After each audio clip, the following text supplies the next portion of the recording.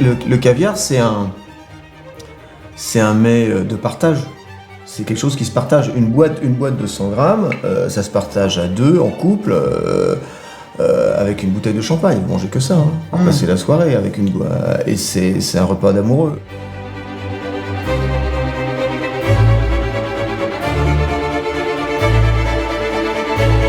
Je m'appelle Frédéric Vidal, éleveur, artisan producteur de caviar en Périgord noir aux Aisies de Taillac.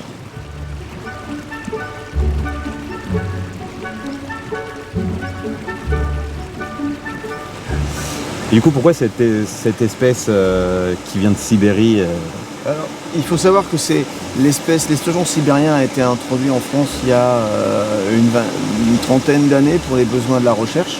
Il n'y a pas eu d'autorisation d'introduire d'autres espèces avant il y a une dizaine d'années, disons. Du fait que c'était l'espèce communément élevée en France, ça a été au plus simple. On a été au plus simple, donc c'est l'espèce que j'ai élevée en premier. C'est une espèce qui est assez rustique, qui fait tout son cycle de vie en eau douce. Même si tous les esturgeons sont élevés en eau douce, dans le monde entier ils sont élevés en eau douce, alors qu'ils sont des poissons qui, comme les saumons, grossissent en mer et viennent se reproduire dans l'eau douce, l'esturgeon sibérien, lui, fait tout son cycle de vie en eau douce. Mais ça donne un caviar de qualité, comparable à de l'ossiètre, et il s'élève bien sous nos latitudes, quoi. Il supporte bien les températures tempérées, pas trop chaudes ni trop froides, quoi. Et pourquoi avoir choisi la Dordogne, du coup, pour s'implanter ? Alors, on est en plein cœur du Périgord noir, à côté de Sarlat.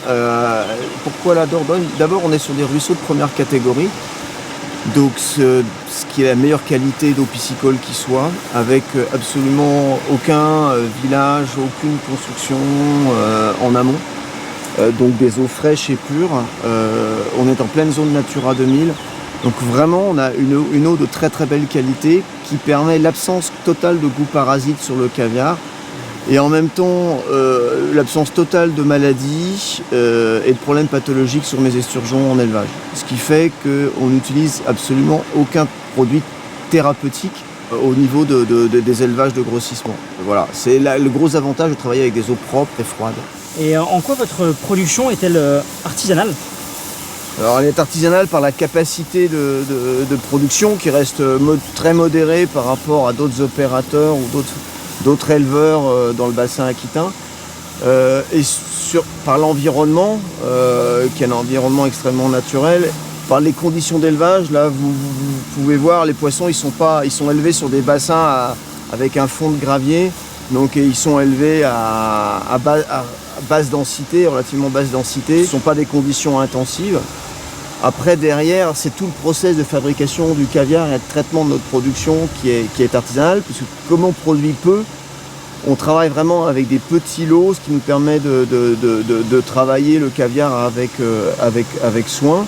Et surtout, ce qui fait notre spécificité, c'est tout ce qui est l'affinage du caviar. Il faut savoir que des œufs d'esturgeon et du sel, ça a un goût, mais c'est pas encore du caviar.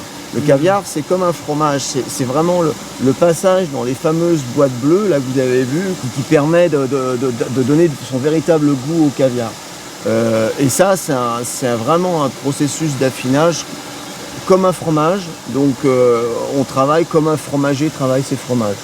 Hein, donc, et bien sûr, c'est un produit, le caviar est un produit vivant. Ça n'est absolument pas pasteurisé là encore. Donc on se rapproche là aussi des fromagers traditionnels qui travaillent des fromages non pasteurisés avec du lait non pasteurisé, quoi. Et c'est le développement bactérien et c'est ce processus d'affinage qui donne au caviar tout son goût, quoi. Voilà.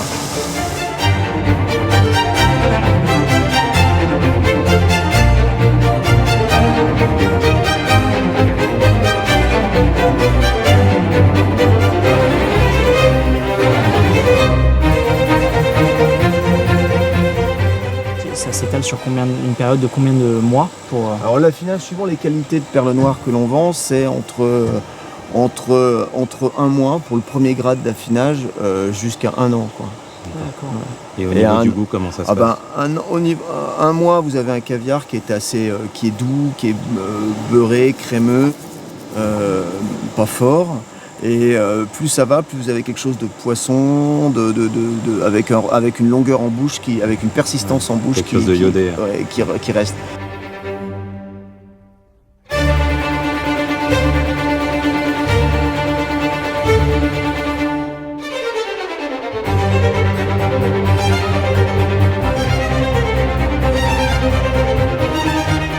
On va ouvrir une boîte de caviar classique. Donc là, on a quelque chose de plus sombre. Mais pareil, là, on voit bien que les œufs se prennent bien, la quenelle se fait bien. Voilà. On a quelque chose de plus long, beaucoup plus fort, plus poisson. Ah. J'adore ça. J'en fabrique tous les jours, j'adore ça. C'est au bon endroit alors. J'adore ça.